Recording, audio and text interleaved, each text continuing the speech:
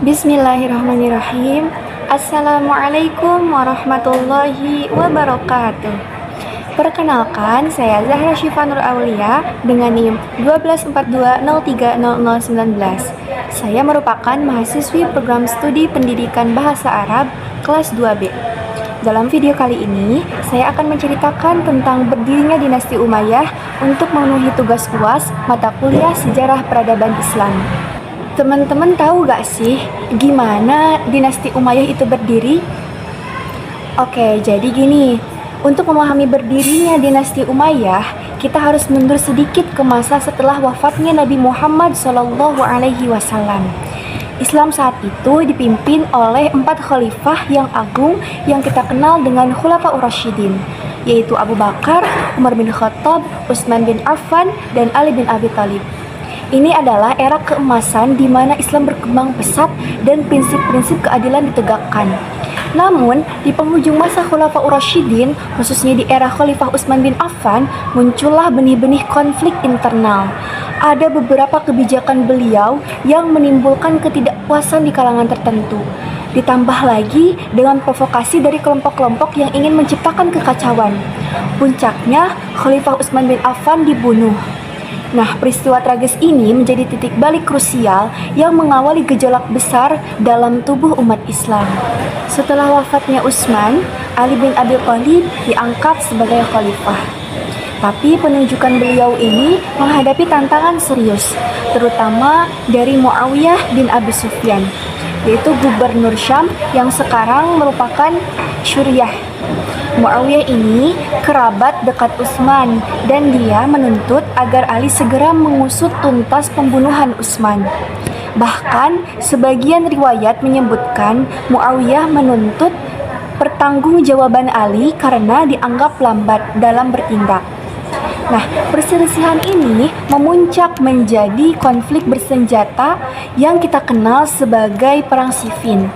Ini adalah sebuah tragedi besar di mana sesama muslim saling berhadapan.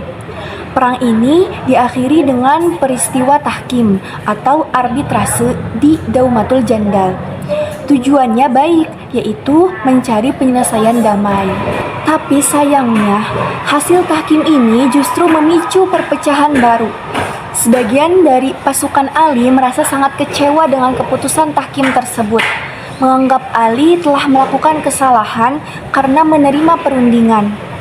Mereka ini kemudian memisahkan diri dan dikenal sebagai kelompok Khawarij. Kelompok ini punya pandangan yang ekstrim, bahkan mengkafirkan Ali dan Muawiyah karena menerima tahkim. Di tengah situasi yang carut-marut ini, Ali bin Abi Thalib sendiri kemudian wafat karena dibunuh oleh salah seorang Khawarij. Jadi, 2 khalifah terakhir Khulafaur Rasyidin, Utsman bin Affan dan Ali bin Abi Thalib meninggal karena dibunuh. Ini benar-benar menunjukkan betapa parahnya polarisasi dan konflik politik yang terjadi pasca Nabi. Setelah wafatnya Ali, kepemimpinan umat Islam sempat dilanjutkan oleh putranya, yaitu Hasan bin Ali. Namun, Hasan melihat kondisi umat Islam yang sudah sangat terpecah belah dan terus-menerus terlibat dalam peperangan saudara. Jika konflik ini berlanjut, persatuan umat akan hancur total. Maka dari itu, dengan jiwa besar dan demi kemaslahatan umat, Hasan mengambil keputusan luar biasa. Beliau menyerahkan kekhalifahan kepada Muawiyah. Peristiwa ini dikenal sebagai Amul Jamaah atau Tahun Persatuan yang terjadi pada tahun 41 Hijriah atau 661 Masehi. Dengan penyerahan ini, Muawiyah secara resmi menjadi khalifah dan menandai berdirinya dinasti Umayyah dengan Damaskus sebagai ibu kotanya. Jadi, secara garis besar, berdirinya dinasti Umayyah ini adalah hasil dari serangkaian dinamika politik dan konflik internal yang panjang pasca Khulafaur Rasyidin. Dari ketidakpuasan terhadap Utsman, pembunuhannya, perang saudara antara Ali dan Muawiyah, perpecahan dengan Khawarij, hingga puncaknya konsolidasi kekuasaan di tangan Muawiyah melalui penyerahan dari Hasan.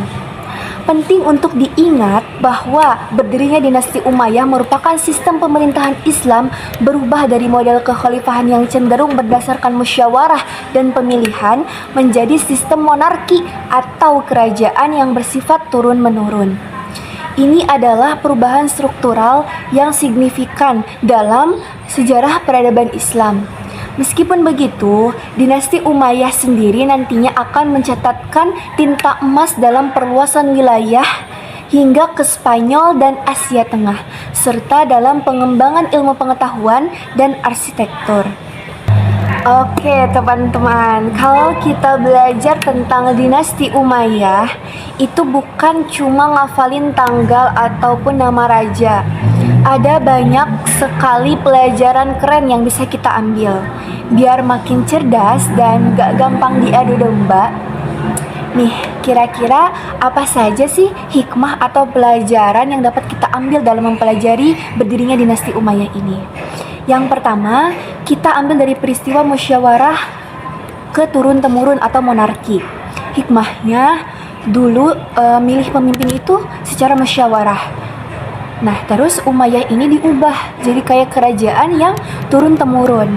Nah, ini menunjukkan kalau kekuasaan itu bisa berubah-ubah bentuknya. Kita jadi mikir nih, enakan mana ya, dipilih rakyat atau udah diwarisin saja? Nah, ini penting buat kita nilai pemimpin juga. Hikmah yang kedua, pentingnya bersatu habis ribut besar. Nah, sebelum Umayyah berdiri, umat Islam itu pecah gara-gara perang saudara. Umayyah ini berhasil menyatukan lagi gitu. Jadi intinya, seburuk-buruknya kondisi, kalau kita bisa bersatu, pasti ada jalan untuk bangkit. Nah, hikmah yang ketiga yaitu jago atur pemerintahan dan perluasan wilayah. Nah, mereka ini pinter banget gitu dalam membuat sistem pemerintahan yang rapi. Terus wilayahnya luas banget sampai ke Spanyol. Ini menunjukkan kalau kamu mau maju harus punya visi atau rencana yang matang dan bisa ngatur orang-orangnya dengan baik. Kayak kita mau bikin event, harus ada panitianya yang jelas biar sukses.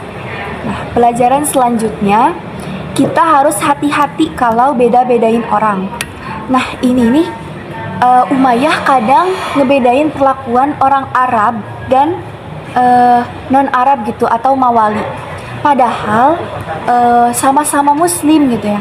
Akibatnya apa? Akibatnya banyak yang sebel dan jadi salah satu penyebab mereka tumbang. Pelajarannya, jangan pernah ngebedain teman cuma karena dia beda suku, beda agama, atau beda kulit. Semua sama di mata Tuhan dan harus diperlakukan adil. Nah, selanjutnya, pelajaran terpenting yang bisa kita ambil dari mempelajari berdirinya dinasti Umayyah ini adalah belajar dari kesalahan orang lain. Intinya, sejarah itu guru terbaik. Dengan belajar dinasti Umayyah, kita jadi tahu, oh kalau gini salah, kalau gitu benar. Nah, kita bisa belajar dari kesuksesan dan kegagalan mereka, biar kita tidak ngulangin kesalahan yang sama gitu di masa depan. Nah, itu dia teman-teman rangkuman singkat dan hikmah yang dapat kita ambil dalam mempelajari berdirinya dinasti Umayyah.